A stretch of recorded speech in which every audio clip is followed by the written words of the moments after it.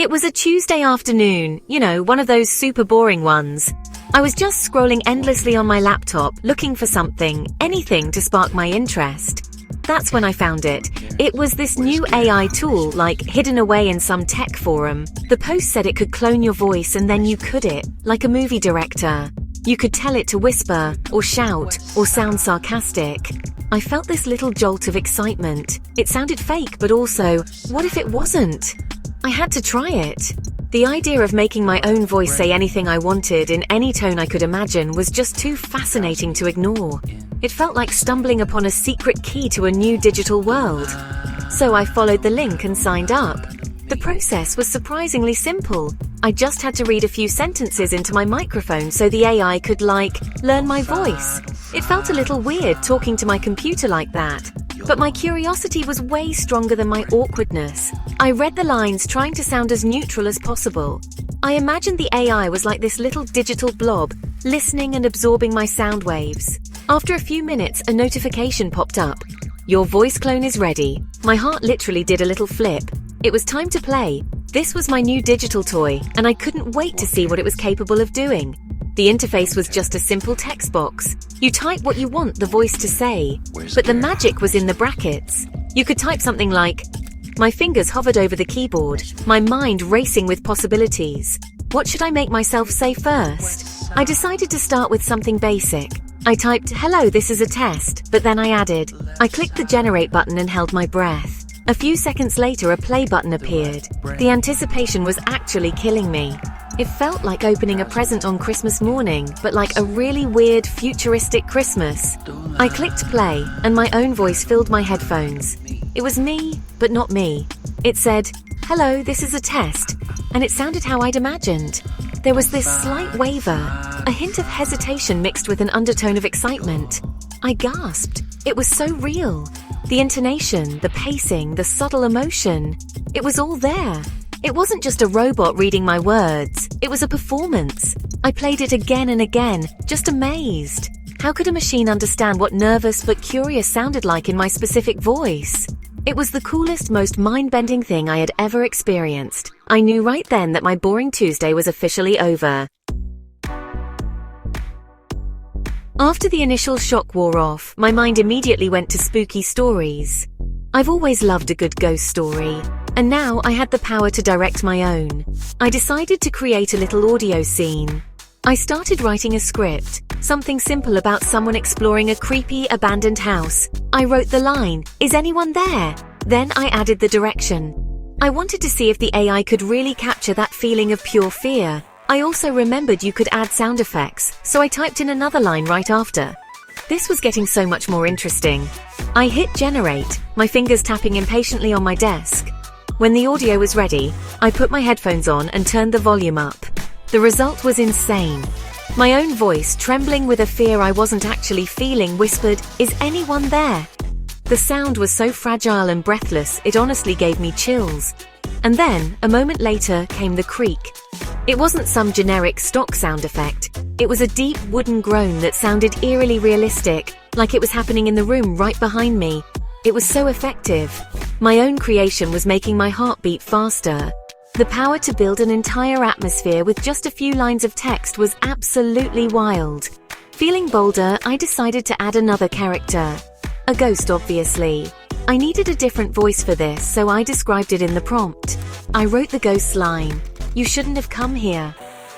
Then I went even further, adding, I was basically writing a movie script, but for sound. I was the writer, director, voice actor, and sound designer all at once. The level of control was intoxicating. I was building this little world of horror from scratch, just by typing simple instructions into a box. It felt like a superpower.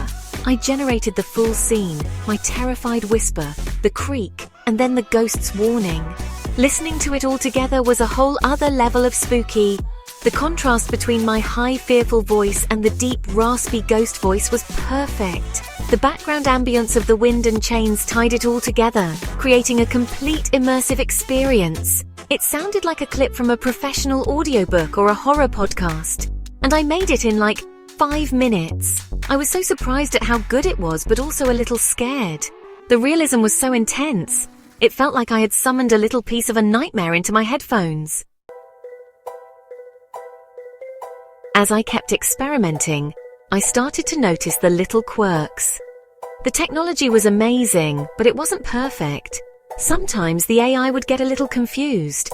I tried to make it laugh typing, but the sound that came out was weird. It was this strange rhythmic breathing that was more creepy than joyful.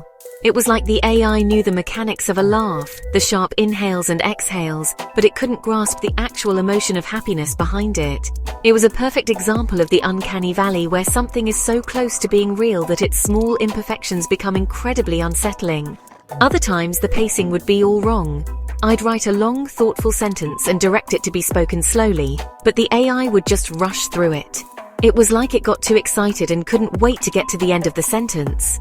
I tried adding commas and dashes to force it to slow down, but it just ignored them. It had a mind of its own sometimes. And then there were the random, unintended sounds. Once I asked for the sound of rain, and in the background there was this faint, out-of-place jingle, like a tiny ice cream truck was driving by in the middle of the storm. It was bizarre and a little frustrating, a reminder that I was working with an unstable alpha version. These little mistakes were kind of funny, but they also made me feel a bit uneasy. The fact that the AI could create such realistic voices and emotions was incredible, but its failures were a stark reminder that this wasn't human. It was a complex algorithm trying to imitate us. When it got things right, it was magic. But when it got things wrong, it was a little bit scary. The strange laugh, the rushed sentences, the ghost in the machine adding weird jingles. It all contributed to this feeling that I was playing with something powerful and unpredictable. It was like teaching a parrot to talk, but the parrot was a super intelligent computer that could occasionally dream up its own weird sounds. The most unnerving part was how it learned my voice. In longer passages, the clone would sound more and more like me. Not just my voice, but my specific speech patterns, my hesitations, the way I sometimes trail off at the end of a sentence. It was dialing in on my vocal identity. It felt incredibly personal, almost invasive. I was listening to a digital ghost of myself, a version of me that existed only as data, but could speak with all my humanity. It was both a thrilling and a deeply strange sensation. I was in control, but I also felt like I'd given a small piece of myself away to this machine. As the afternoon turned into evening, I leaned back in my chair, my mind buzzing with thoughts. This tool was so much more than just a fun way to make spooky stories. I started thinking about the bigger picture.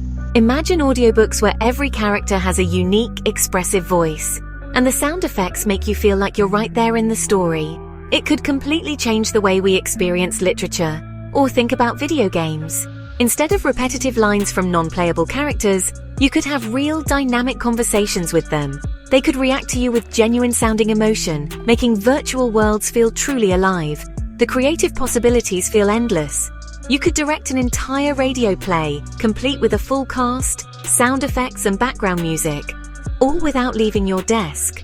Filmmakers could create temp tracks for their scenes, hearing the dialogue performed with the right emotion before they even cast the actors. It could give a voice to people who have lost theirs. The potential for good is massive, and it's honestly so exciting to think about. This technology could democratize audio creation, giving everyone the power to be a storyteller, a sound designer, and a director.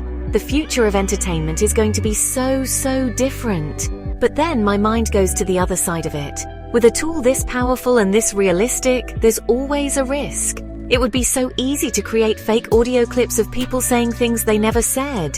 It could be used for scams, for spreading misinformation, or for bullying. The thought is genuinely scary. It makes you realize how much we rely on voice as a form of identity and trust. When that can be perfectly faked, what do we do? It's a huge question, and I don't really have the answer. It feels like we're all going to have to become a lot more critical about the things we hear online. Ultimately, I think this kind of technology is like any powerful tool. It's not inherently good or bad. Its impact will depend on us, the people who use it. I feel this weird mix of excitement for the future and a little bit of anxiety. I hope that we can figure out how to use these AI voices wisely, to focus on all the amazing, creative and helpful things they can do. I shut my laptop for the night, but the sound of my own AI-generated whisper still echoed in my ears. The future is talking, and I just hope we're all ready to listen carefully and thoughtfully to what it has to say.